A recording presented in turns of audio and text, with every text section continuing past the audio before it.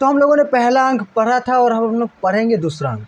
दूसरा अंक जो है वो पशु का उदय। पहले अंक में हमने क्या पढ़ा था? पहले अंक में हमने पढ़ा था क्या था? तो इन दोनों की चिंता।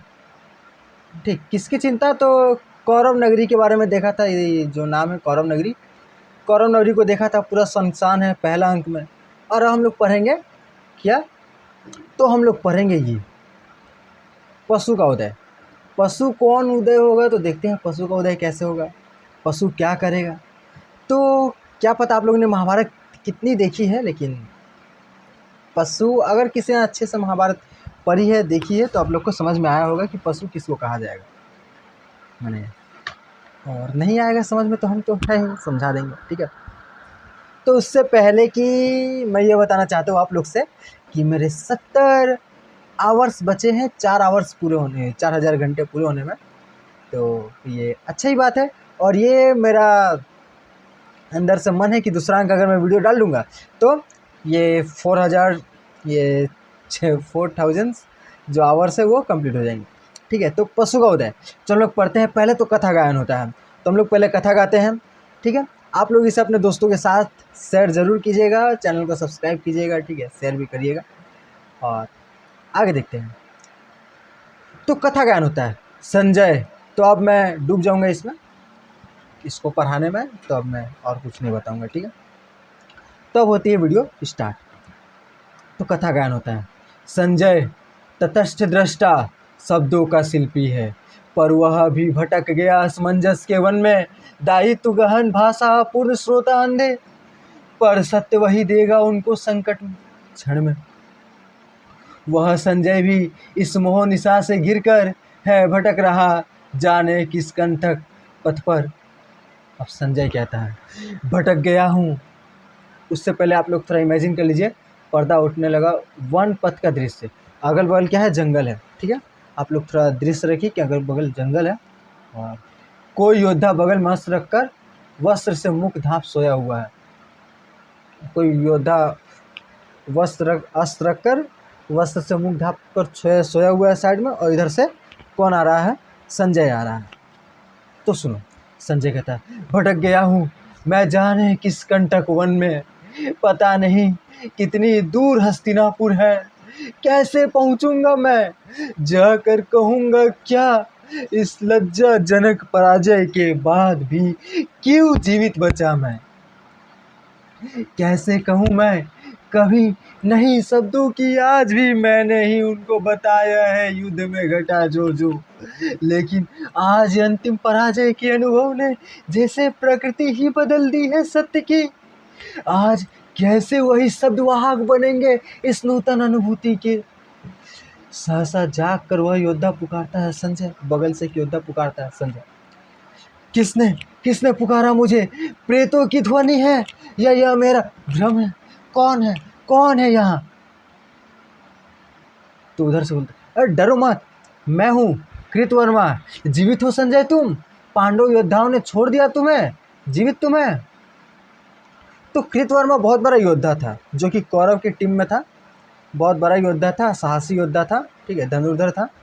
तो वो आता है, संजय बोलता है जीवित हूँ आज, जब कोसों तक फैली हुई धरती को पाट दिया अर्जुन ने।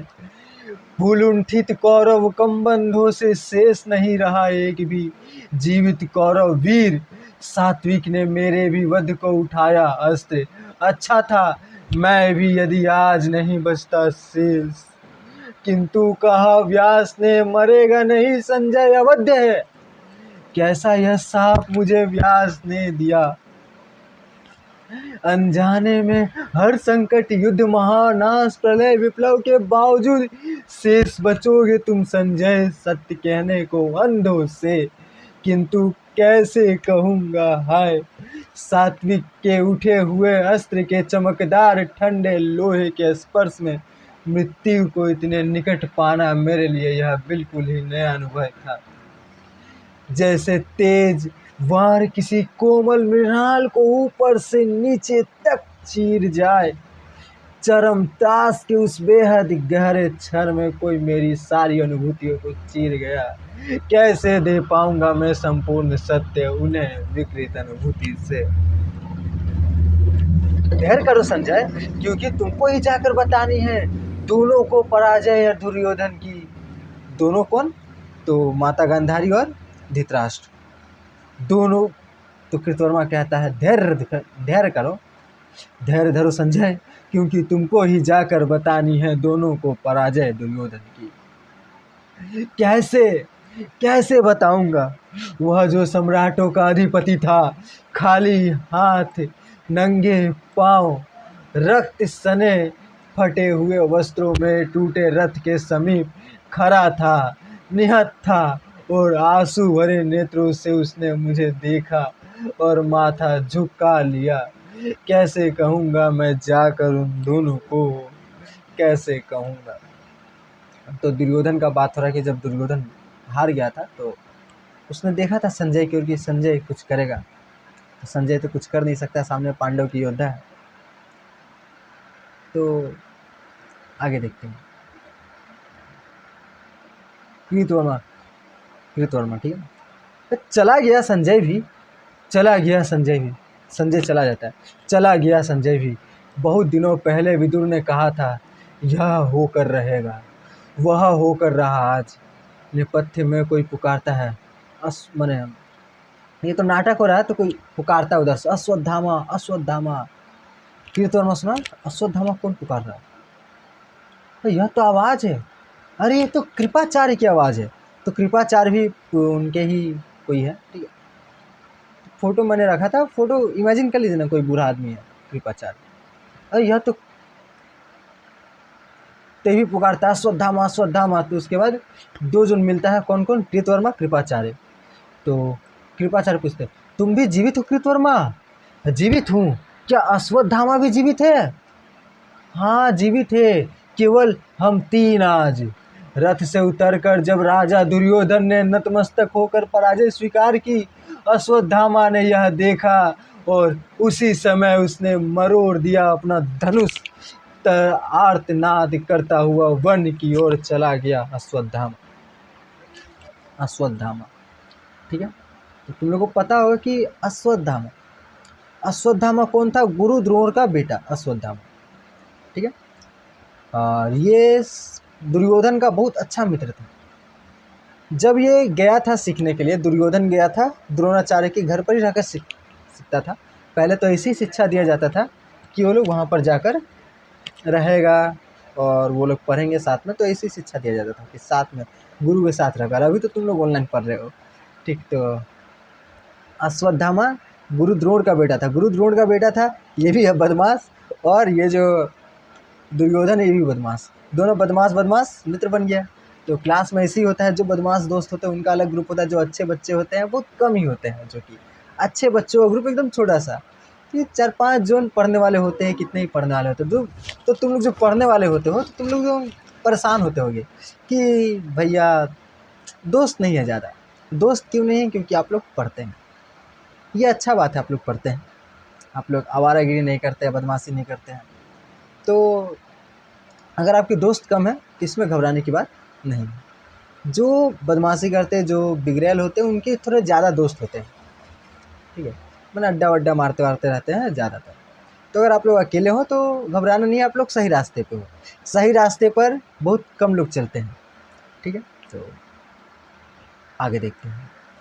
पुकारते हुए जाते हैं, दूर से उनकी पुकार सुन पड़ती है। पीछे का पर्दा खुलकर अंदर एक दृश्य, मैंने एक वो लोग बहुत खोजते जाता है अश्वत्थामा, और सामने से यह दिखा देता है अश्वत्थामा, यह मेरा धनुष है, धनुष अश्वत्थामा का, जिसकी प्रत्यंचा खुद द्रोण ने चढ़ाई थी। अश्वत्थामा बोल रहा है, ठीक है, जिसकी प्रत्यंचा खुद द्रोण ने चढ़ाई थी। आज जब मैंने दुर्योधन को देखा निशस्त्र, दीन आंखों में आंसू भरे, मैंने मरोड़ दिया इस धनुष को। कुछ नहीं हुए, साफ भया हूँ, किंतु शक्तिहीन मेरा धनुष है यह, जैसे है मेरा मन। किसके बल पर लूंगा मैं अब प्रतिशोध पिता का निर्मम हत्या का।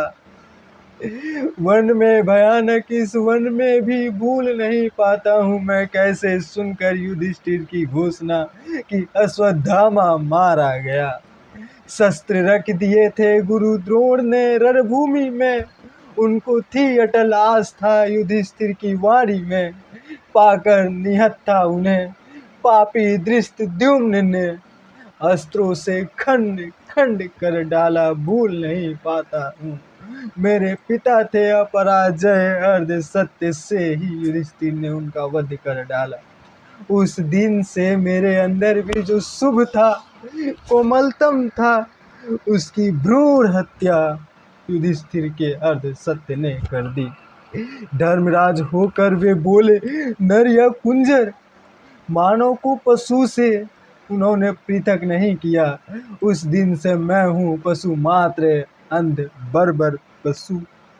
किंतु आज मैं भी एक अंधी गुफा में हूँ भटक गया। गुफा यह पराजय की। दुर्योधन सुनो, सुनो द्रोण सुनो, मैं यह तुम्हारा अश्वत्थामा, कायर अश्वत्थामा, शेष हूँ अभी तक। जैसे रोगी मुर्दे के मुख में शेष रहता गंदा कफ, बासी थूक, शेष हूँ अभी तक मैं।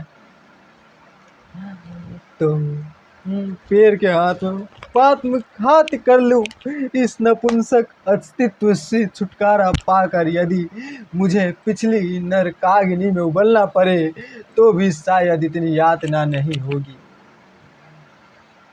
किंतु नहीं।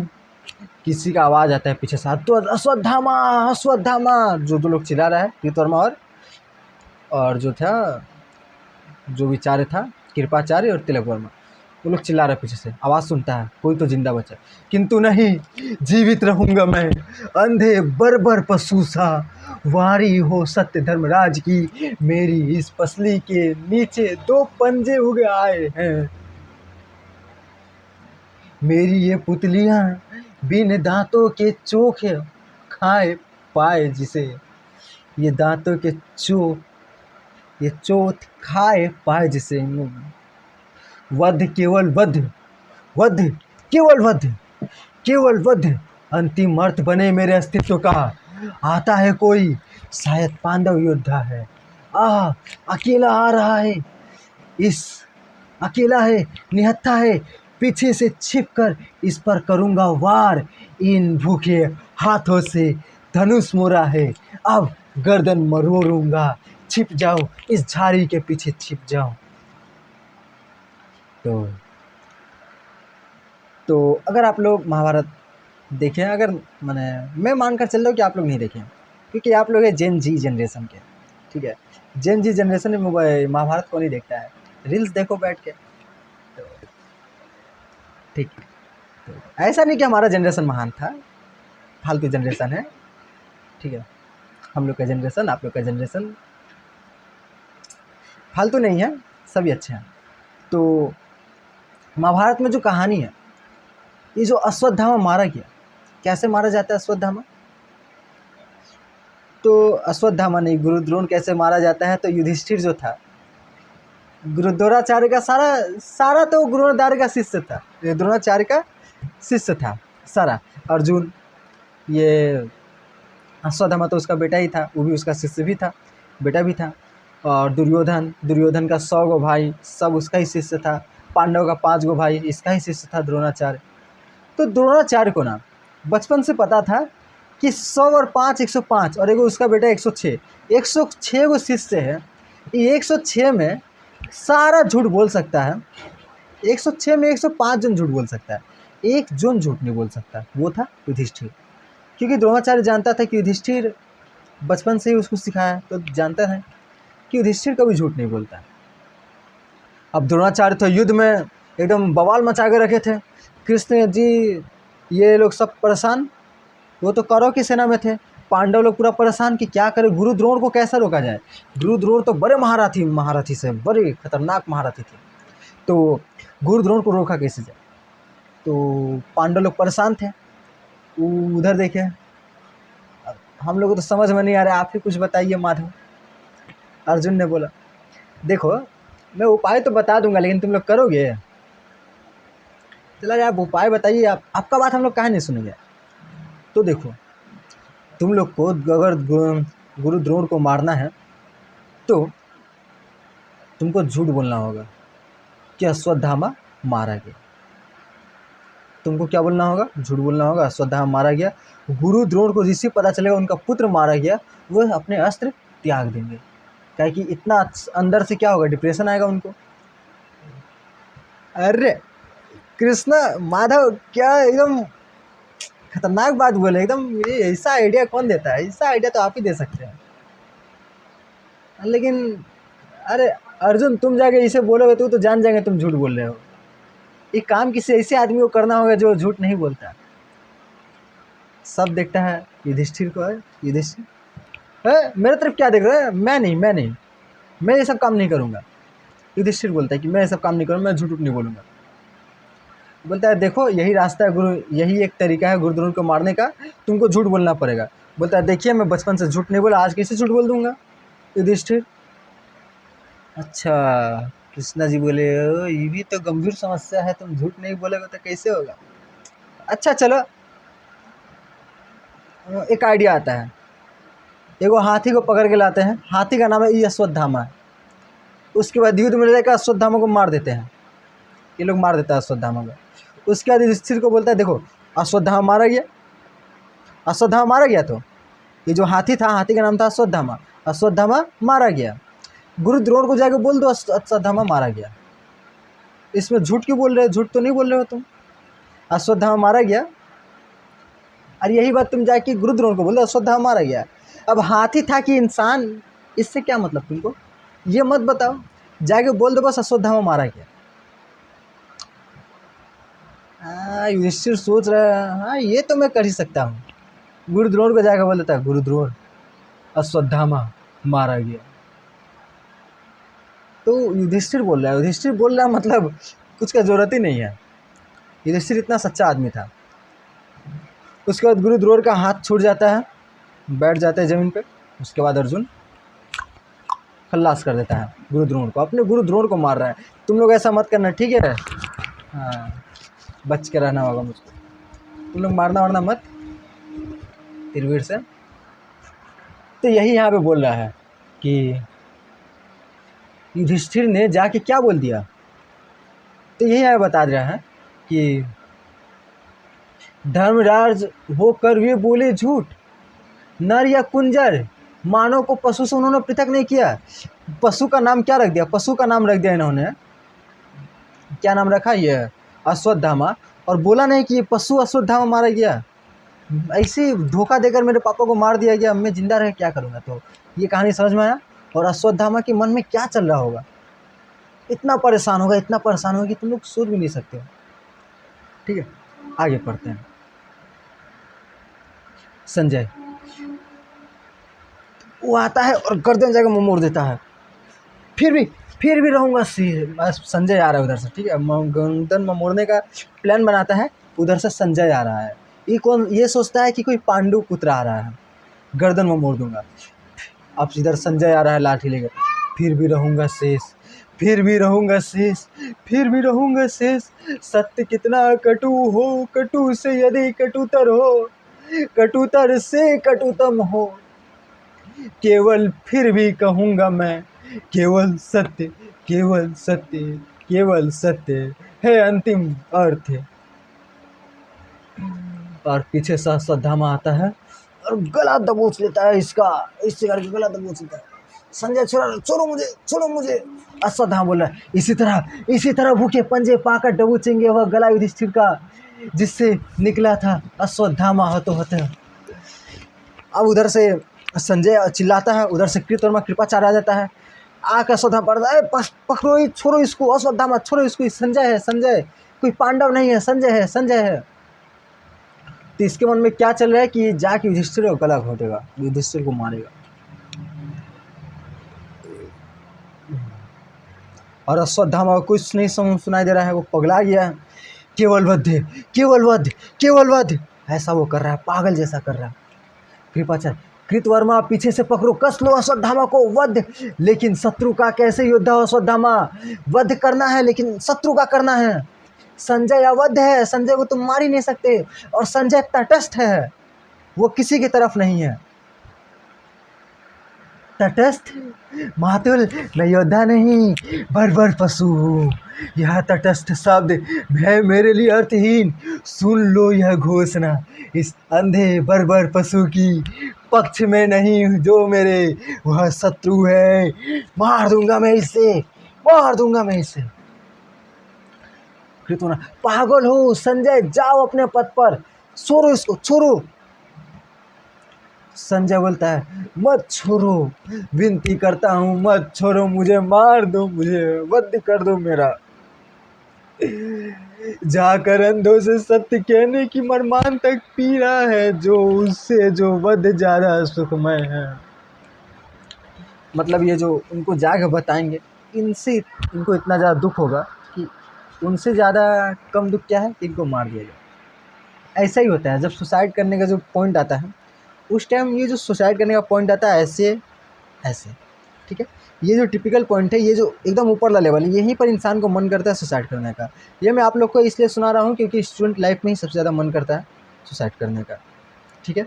इसके दो रीज़न होते हैं, पढ़ाई और वो, ठीक है। तो यहाँ पर जो सिचुएशन बनता है, तीसरा रीज़न होता है जो कि बहुत कम होता है, फैमिली मेम्बर्स भी, फैमिली लोग भी कभी कभी ऐसा माहौल बना ही देते हैं कि क्या करेगा बच्चा। तो यहाँ पर अगर 5 मिनट के लिए भी कोई रोक दिया इस पॉइंट पे, तो उसके बाद वो नीचे चला जाता है, ठीक है। यहाँ पर भी इसको सुसाइड मरने का मन कर रहा है, लेकिन ये खुद से सुसाइड नहीं करेगा। कोई इसको मार दे तो मर जाएगा, लेकिन खुद से सुसाइड नहीं करेगा। सुसाइड करने के लिए हिम्मत चाहिए, ठीक है, लेकिन वो हिम्मत आप लोगों में आना नहीं चाहिए, ठीक है। बस वहाँ पर कुछ दिन रुक जाना, अपने आप शांत हो जाएगा मन, ठीक। यहाँ से यहाँ आ जाएगा, फिर से नीचे आ जाएगा, फिर से सब अच्छा हो जाएगा, ठीक है। तो घबराना नहीं है। मुक्त मुझे कर दो अश्वत्थामा, मार दो मुझे अश्वत्थामा से। संजय क्या कर रहा है, अब अश्वत्थामा बोल रहा है, मैं क्या करूं मातुल, मैं क्या करूं, वध मेरे लिए नहीं रही नीति, वह है अब मेरे लिए मनोग्रंथि। किसको पा जाऊं, किसको मरोड़ दूं, मैं क्या करूं मातुल, मैं क्या करूं, मैं किसको मारूं। तो ये पागल हो गया, किसी को मारना चाहता है। मत हो निराश अभी, मत हो निराश अभी। कृतवर्मा बोलता, करना बहुत कुछ है, जीवित अभी भी है दुर्योधन, चल कर सब खोजे उन्हें। संजय, तुम्हें पता है कहाँ है दुर्योधन? वे है सरोवर में, माया से बांध कर सरोवर का जल वे निश्चल अंदर बैठे हैं, ज्ञात नहीं है यह पांडव दल को। तो दुर्योधन छुप के बैठा हुआ है, ये ऐसा कह रहा है, संजय कह रहा है। बस स्वस्थ हो अश्वत्थामा, चल कर आदेश लो दुर्योधन से, संजय चलो तुम सरोवर तक पहुंचा दो। अरे कौन आ रहा है, अरे कोई बुरा आदमी आ रहा है उधर से, अरे चलो निकल चलो निकल चलो, इसके पहले कि हमको कोई भी देख ले, निकल चलो। मैं क्या करूं मातुल, मैंने तो अपना धनुष भी मरोड़ दिया। अब वहां से जो बुरा आदमी आ रहा है, कौन आ रहा है, तो वृद्धा याचक जो कि गया था पैसा लेने, वो। दूर चला आया हूँ काफ़ी हस्तिनापुर से, वृद्ध हूँ दिख नहीं पड़ता है, निश्चय ही अभी यहाँ देखा था मैंने कुछ लोगों को, देखो मुझको जो मुद्राएं दी माता गंधारी ने, वह तो सुरक्षित है। अरे हाँ, पैसे तो सुरक्षित है। मैंने यह कहा था, यह है अनिवार्य और वह है अनिवार्य, और यह तो स्वयं होगा। आज यह पराजय की बेला में सिद्ध हुआ, झूठी थी सारी अनिवार्यता भविष्य की। इसके बाद ही बोलता है कि मैंने उनको कहा था कि ये जीतेगा, दुर्योधन जीतेगा, ऐसे जीतेगा वैसे जीतेगा, लेकिन ये सब क्या था, झूठ था। केवल कर्म सत्य है, मानव जो करता है इसी समय उसी में निहित है भविष्य युग युग तक। तो इसका जो लाइन है ना, ये लाइन पूरा फेमस है। ये जो पूरा दिया गया है चैप्टर, ये आप लोग को यही बताने के लिए दिया गया है कि केवल कर्म सत्य है, पहले से कुछ नहीं लिखा हुआ। आप लोग में से बहुत लोगों का ये विचार होगा, मैं 12th क्लास को पढ़ाता हूँ, क्लास में उनको ये, मैंने सुबह सुबह क्लास कराता हूँ 7 बजे से, तो बस अब सुबह सुबह तो मूड इसे इसे इसे करते करते मैं अगर देख लूँगा तो बोलेंगे, भैया 2 आँख दिखाइए नहीं तो मेरा दिन खराब जाएगा, और 2 आँख दिखाइए नहीं तो हम नहीं पढ़ेंगे। तो ऐसे मुझको कहा जाता है। तो ये क्या है कि माने अंधविश्वास है, और ये भी अंधविश्वास है कि पहले से कुछ सब कुछ लिखा हुआ है, ठीक।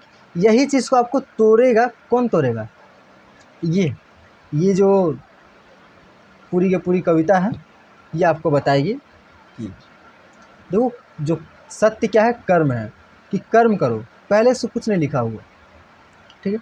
पहले से इसने नक्षत्र देखकर अनुमान लगा लिया था, नक्षत्र में लिखा गया था कि कौन जीतेगा, दुर्योधन जीतेगा, लेकिन कर्म किसने किया, कृष्ण ने, और उसके बाद पता चला कि हार गया। तो उसी में निहित है भविष्य, युग युग तक का हफ्ता। इसलिए उसने कहा, अर्जुन उठाओ शस्त्र, विगत ज्वर युद्ध करो, निष्क्रियता नहीं, आचरण में ही मानव अस्तित्व की सार्थकता है। तो उसके बाद इसलिए उसने कहा, किसने कहा, कृष्ण ने कहा कि अर्जुन उठाओ शस्त्र और कर्म करो, फल की चिंता मत करो, ठीक है। इसलिए कहा था उसने कि कर्म करो, फल की चिंता मत करो। कर्म करोगे उसी के हिसाब से क्या बनेगा, भविष्य बनेगा, ठीक है। इस बात को बैठा लेना है दिमाग में, कर्म करो, फल की चिंता मत करो, यही है इसका सारांश। ये आपको बताना चाह रहा है इस पूरे कविता के माध्यम से, लेकिन बाद में तो कुछ दुखद होगा इसमें, वो तो देखेंगे हम लोग। आगे चलते हैं। नीचे झुककर धनुष देखता है उठाकर, किसने यह छोड़ दिया धनुष यहाँ नीचे, तो वो उसका अश्वत्थामा का जो धनुष था वो नीचे पड़ा हुआ था। क्या फिर किसी अर्जुन के मन में विषाद हुआ, किसी ने ये अर्जुन ये छोड़ दिया है धनुष, विषाद माने दुख, कोई दुख हुआ। अश्वत्थामा प्रवेश करता, मेरा धनुष है यह। अरे कौन आ रहा है, कौन आ रहा है, अरे अश्वत्थामा, जय हो अश्वत्थामा की, जय हो अश्वत्थामा की। जय मत कहो वृद्ध, जैसे तुम्हारी भविष्य विद्या सारी व्यर्थ हुई, वैसे उसी तरह मेरा धनुष भी व्यर्थ सिद्ध हुआ। मैंने अभी देखा दुर्योधन को, जिसके मस्तक पर मणित जटित राजाओं की छाया थी, आज उसी मस्तक पर गंदले पानी की एक चादर है। तुमने कहा था जय होगी दुर्योधन की, तो देखो इसका मतलब क्या, मणित जटित राजाओं की छाया थी, माने कि इतने अच्छे अच्छे राजा थे, मणि जटित, कि भारत के सबसे महान राजा किसके साथ थे, तो इसके साथ थे, ठीक है, दुर्योधन के साथ। लेकिन फिर भी वो हार गया। और तुमने तो कहा था कि जीतेगा दुर्योधन, लेकिन क्या हुआ, दुर्योधन तो हार गया। जैसे तुम्हारी भविष्य विद्या व्यर्थ हुई, वैसे मेरा ये धनुष भी व्यर्थ है। वृद्धा से, जय हो दुर्योधन की, मैं अब भी कहता हूँ, वृद्ध हूँ, थका हूँ, पर जाकर कहूँगा मैं, नहीं है पराजय यह दुर्योधन की। इसको तुम मानो नए सत्य का उदय बेला, मैंने बतलाया था उसको झूठ भविष्य, अब जाकर उसको बतलाऊंगा वर्तमान से स्वतंत्र कोई भविष्य नहीं। अब भी समय है दुर्योधन, समय अब भी है, हर क्षण इतिहास बदलने का क्षण होता है। तो इसका दिमाग अब खुलता है, इसका भी विश्वास टूट चुका है। इसका पहले विश्वास था कि सब कुछ पहले से लिख के आया है, ये कोई छोटा मोटा भविष्यवाणी नहीं है, ये वो एस्ट्रोलॉजर ऐप बैठा वाला नहीं है कि तुम्हारा शादी कब होगा, नौकरी कब लगेगा, वो सब बोल देगा। ये छोटा मोटा आदमी नहीं है, अच्छा खासा आदमी है, ठीक है। पक्का ज्योतिष था, राज दरबार का ज्योतिष है, पक्का ज्योतिष था। अब इसका जो विश्वास था वो टूट चुका है। अब ये मानता है कि देखो भविष्य नाम का कोई चीज़ पहले से तय नहीं होता है, जो तुम करोगे वहीं से भविष्य स्टार्ट होता है, ठीक है। वर्तमान से स्वतंत्र कोई भविष्य नहीं, वर्तमान से स्वतंत्र कोई भविष्य नहीं। इस लाइन को लिख लो यार, इस लाइन को लिख के कहीं चिपका दो, वर्तमान से स्वतंत्र कोई भविष्य नहीं। अभी जो करोगे वो भविष्य बनाएगा तुम्हारा, ठीक है। 90%, 10% ये चांस रहता है कि ऊपर जो पंखा गोल गोल घूम रहा है सर पे गिर जाए, चांस रहता है 1%, 0.1%, इतना चांस तो रहता ही है। कि इसमें हम क्या कर सकते हैं, किसी का घर ये थी मोड़ पे था, लॉरी आ रहा था, घुमाना भूल गया बेटा, पीला था, वो सीधा लेके चल गया घर के अंदर सब आदमी सोया हुआ था, सब मर गया। तो कुछ चीज़ें हमारे हाथ में नहीं होती, लेकिन 90% हमारे हाथ में होता है, ठीक है। वर्तमान से स्वतंत्र कोई भविष्य नहीं। अश्वत्थामा, मैं क्या करूँगा, हाय मैं क्या करूँगा वर्तमान में जिसके मैं हूँ और मैं ही मेरी प्रतिहिंसा है।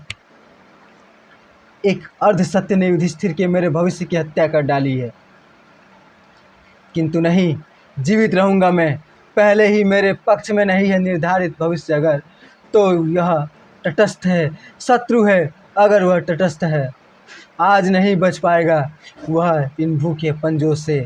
ठहरो ठहरो ओ झूठे भविष्यवंचक वृद्ध, वध केवल वध उसको भी डबू मारने खातिर दौड़ जाता है कि उस बुद्धे को भी मार देगा। ये अश्वत्थामा। और इसको 2 पार्ट में ख़त्म करते हैं और 5 मिनट ही बचा हुआ है, ठीक, ज़्यादा नहीं है, फिर भी इसको 2 पार्ट में ख़त्म करते हैं क्योंकि रुक जाओ 2 मिनट है, 2 मिनट यही पार्ट में ख़त्म हो जाएगा। तो वेट, कहाँ तक पढ़ा है? तो ये जो थे अश्वत्थामा जो है दौड़ जाता है पीछे, किसके पीछे दौड़ जाता है? उस बूढ़े आदमी के पीछे, बूढ़े याचक के पीछे, कि उसको ही मार दूंगा आज। ये तो पागल हो चुका है पूरा, ये तो खुद बोल रहा है। यही है पशु उदय। पशु उदय जो इसका नाम दिया गया है कि पशु उदय किसके मन में हुआ? इसके मन में जो कोमल था, उसका भ्रूण हत्या, वो मार दिया गया है। ठीक, कौन मारा? युधिष्ठिर मारा, झूठ बोल करके मारा। और अब ये पशु बन चुका है कि पशु को इंसान बोल के मेरे पापा को मरा दिया, अब मैं ही पशु हूँ। कृपा, यह क्या किया अश्वत्थामा, यह क्या किया? मार दिया उसको। अश्वत्थामा, पता नहीं मैंने क्या किया मातुल, मैंने क्या किया? क्या मैंने कुछ किया? कृपाचार्य, भय लगता है मुझको अश्वत्थामा से, देखिए क्या किया इसने, मार दिया। बैठो विश्राम करो, तुमने कुछ नहीं किया, केवल भयानक स्वप्न देखा है। मैं क्या करूं मातुल, वध मेरे लिए नहीं है नीति, वह है अब मनोग्रंथि। इस वध के बाद मांसपेशियों का सब तनाव, कहते क्या इसी को है अनासक्ति। तो उसको मारने के बाद उसको खुशी मिल रहा है, अब मिला शांति। ठीक है, तो इतना पागल हो चुका है अश्वत्थामा। अरे अश्वत्थामा सो जाओ, सो जाओ, दुर्योधन ने कहा है कि जाकर तुम विश्राम करो, कल देखेंगे क्या होगा, पांडवगण क्या करते हैं, करवत बदल कर तुम सो जाओ। और कृतवर्मा बोलता सो गया, इसलिए शेष बचे हैं हम इस युद्ध में। हम जो योद्धा थे अब लुक छिप कर बूढ़े निहत्थों का करेंगे वध, इसलिए हम लोग जीवित हैं कि बूढ़े आदमी लोग को मारते चले। कृपाचार्य बोलता शांत रहो कृतवर्मा। अच्छा, कृतवर्मा योद्धा और कृपाचार्य हैं इसी आदमी। शांत रहो कृतवर्मा, योद्धा नामधारियों में किसने क्या नहीं किया है अब तक? द्रोण थे बूढ़े निहत्थे पर छोड़ दिया था क्या? तो यही बोल रहे, शांत रहो कृतवर्मा, योद्धा नामधारियों में किसने क्या नहीं क्या किया है अब तक? क्या किया तुमने नहीं देखा? द्रोण थे बूढ़े निहत्थे पर छोड़ दिया था क्या उनको धृष्टद्युम्न ने? क्या हमने छोड़ा अभिमन्यु को? यद्यपि वह बिल्कुल निहत्था था, अकेला था, 7 महारथियों ने मिलकर, मैंने नहीं मारा उसे। उधर अश्वत्थामा सुन लेता, मैंने नहीं मारा उसे, मैं तो चाहता था वध करना, भविष्य का पता नहीं कैसे वह बुरा मारा गया, मैंने नहीं मारा उसे, मातुल विश्वास करो मैंने नहीं मारा। अरे तुम सो जाओ, तुम सो जाओ, पहरा मैं देता रहूँगा आज रात भर, तुम सो जाओ। और कृतवर्मा तुम भी सो जाओ, कृपाचार्य पहरा दो। तो उसके बाद पर्दा गिरने लगता है और कविता होता है। जिस तरह बाढ़ के बाद उतरती गंगा तट पर तज आती विकृति सौ अधखाया, वैसे ही तट पर तज अश्वत्थामा को इतिहासों ने खुद नया मोड़ अपनाया। वह छटी हुई आत्माओं की रात, यह भटकी हुई आत्माओं की रात, यह टूटी हुई आत्माओं की रात। इस रात विजय में मदोन्मत्त पांडवगण, इस रात विवश छिप कर बैठा दुर्योधन, यह रात गर्व में तने हुए माथों की, यह रात हाथ पर धरे हुए हाथों की। और इसी के बाद तीसरा अंक खत्म हो जाता है। जो लाइन समझ में नहीं आया इसका क्या करना है, स्क्रीनशॉट भेजना है, ठीक है, समझा दूंगा मैं अलग से वीडियो बना करके। अगर कोई डाउट हो तो पूछ लेना, ठीक है। तो यही था दूसरा अंक, और एग्ज़ाम में पहला दूसरा तीसरा अंक आएगा, तो तीसरा अंक मैं किसी और वीडियो में बता दूंगा, ठीक है। ठीक है, मिलते हैं, और वीडियो को लाइक करो, शेयर करो, सब्सक्राइब करो, और क्या बोलना पड़ेगा ये सब, ठीक है। मिलते हैं नेक्स्ट वीडियो में।